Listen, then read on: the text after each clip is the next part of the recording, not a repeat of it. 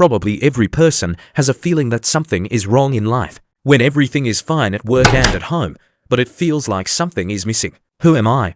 Why did you come here? What mission should I complete on Earth? Each of us asks himself these and similar questions at least once in his life, but almost no one gets answers. And we don't get answers because we're going down the wrong path. We're trying to figure out who we are. It is these identifications that mislead us, and as a result we mistake ourselves for someone who we really are not.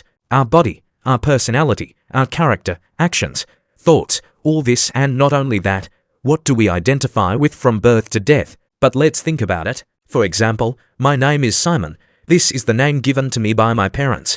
My relatives and others identify me by it. But am I originally a Samer? When I was born, and the first months of my life, only my parents and relatives knew that I was a Samer. I began to respond to this name only as time passed. When I came into this world, I was anyone, or maybe no one at all, but definitely not a simian. Therefore, it turns out that we are not initially who we are and everyone around us thinks we are. This is a false path, playing an imaginary character. The same applies to our professional activities, our actions, thoughts, feelings. It's all for the sake of this character's life. But then who are we really? Describing who we are is fundamentally wrong. We need to find out who, or rather what, we are not. That's exactly what we need. After all, if we describe what we are, then our self-knowledge will end there. It cannot exist within the framework of the known and perceived. Self-knowledge flourishes in full force only in terms of denial. I am not this and I am not that. The fact is that when you describe what you are, you create an imaginary image that is essentially perceived by others. But you cannot be this image, because you are the one who created this imaginary image. You are the one who imagines and perceives all this. It is necessary to know him, but for this it is necessary to come to the source, to your true self. In fact, there is not much to do here. You do not need to go somewhere or climb a mountain for this. The true self is always with us, or rather inside us, and it will immediately manifest itself as soon as we give it this chance. In order for it to manifest itself, we need to loosen our attachments to the illusory and stop considering ourselves to be who we really are not. And then our true self will take its rightful place. The body and personality with which we so zealously identify ourselves are nothing more than a costume in the wardrobe of our true self. And there are already dozens of these costumes hanging there. The pseudo-self is acquired to adapt to the environment and consists of a variety of beliefs and attitudes that are considered correct in the external environment. It is created and modified under the influence of emotional pressure, which is inevitable in any union, be it a family or a society. A family requires its member to conform to its ideals and norms. At the same time, the principles by which the pseudo-self is formed are random and sometimes contradictory, but the person himself often does not realize this. The pseudo-self was not born inside the psyche of the person himself, but was added to the I. The pseudo-self is mostly called upon to play those social roles and wear those social masks that are expected of us by the external environment. Accordingly, the pseudo-self is more protective in nature, hiding our true self from others. Most often, the roots of the pseudo-self grow from childhood, and in adulthood they acquire completeness. For example, this is how the image of a shirt is formed: a guy who, in any company, and even at work, tries to be his own on the board for everyone in order to earn the favor of others. In fact, in this way, a person often hides the needs of his true self, because the realization of these needs in society may require more decisive actions, the ability to refuse, to insist on one's own. And this is scary. This is how you can meet resistance and lose your favor. And a person chooses a role instead of being himself. The true self consists of a person's real needs, beliefs, attitudes and life principles, not imposed by the external environment, but acquired through his own life experience. Naturally, it can change, but only through inner work, rethinking life values, experiencing important events. The true self never changes under the influence of external pressure. The pseudo-self is much more developed in us, and the true self is much less developed than it seems to us. Often in close relationships, for example, in marriage, two pseudo-selves merge into we, where one becomes responsible for decision-making and their initiator. It is also common to exchange pseudo-self, an automatic emotional process that manifests itself when people adjust to each other or manipulate each other in different life situations. For example, when someone in the family constantly criticizes others, perhaps this critic is his pseudo-self who tries to subjugate others by lowering their self-esteem. It is clear that you can join such a game only from the level of your pseudo-self. For example, choose the role of a victim or a fighter for justice. The true self simply exists and presents itself to the environment in its inner truth. It is free from our roles and the desire to prove something to someone. Life is full of trials and crises.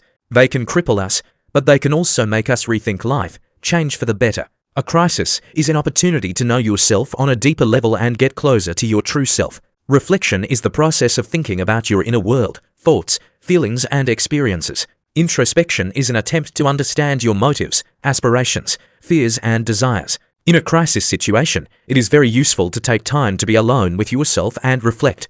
Ask yourself difficult but important questions. Who am I? What is my true calling and mission in this life? What goals and values are really a priority for me? What do I really want to achieve? The answers will not come immediately, but regular reflection and introspection will eventually lead to greater self-knowledge and understanding of one's purpose. This will help you make an informed choice about your future life path. Being honest means objectively and impartially assessing your weaknesses, not ignoring or justifying them. For example, it can be impatience, irritability, dependence on other people's opinions, a tendency to procrastination, and so on. Accepting flaws implies recognizing them and accepting them as a part of yourself. There is no need to get hung up and scold yourself. On the contrary, you need to be treated with kindness and understanding. It is important to remember that shortcomings are not a reason for self-flagellation, but opportunities for growth and development.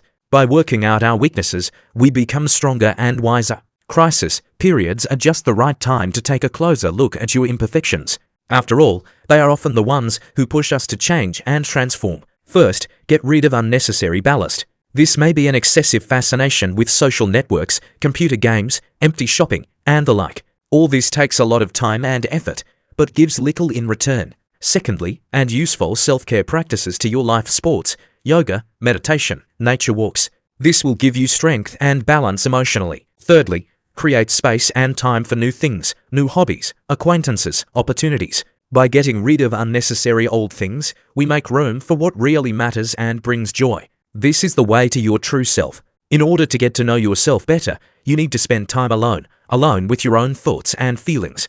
Without work, household chores, communication, it's just you and your inner world. Such moments of privacy are very valuable. They give you the opportunity to consciously observe your thoughts, emotions, and needs, to hear your inner voice. The more often you practice such dates with yourself, the better you get to know yourself. You begin to notice subtle details. What exactly do you lack for happiness? What thoughts or images please you? What worries or scares you? Our sense of self and the possibilities of self-disclosure are greatly influenced by the environment. Therefore, in a crisis period, it is especially important to communicate with people who inspire you. These may be friends, mentors, or like-minded people with whom you feel emotionally uplifted. Communication fills you with positivity, energy, and self-belief. On the contrary, it is worth minimizing communication with toxic people who oppress you. Fueled by inspiring personalities, you get through crises more easily and discover your new facets. It helps to be yourself and move towards your true purpose. One of the best ways to get closer to yourself is to go beyond your own problems and help others. This can be volunteering, participating in charity projects, supporting friends, or just doing good deeds for others. When we sincerely help people, we feel deep emotional satisfaction and a sense of our own importance. This means that we understand better why we came to this world. Also, helping others distracts from self-reflection and obsessing over problems, and it fills life with genuine, deep meaning. And this is the way to your true destiny. Living through crisis times is an opportunity for growth and self-discovery. Following these tips, you will be able to get to know and understand yourself better, get closer to your true self. Use difficult times as an incentive to make positive changes in your life, and then a perfect new vision and awareness of what is happening both around you and in the entire universe will open up in your consciousness, and your heart will be filled with love for all things.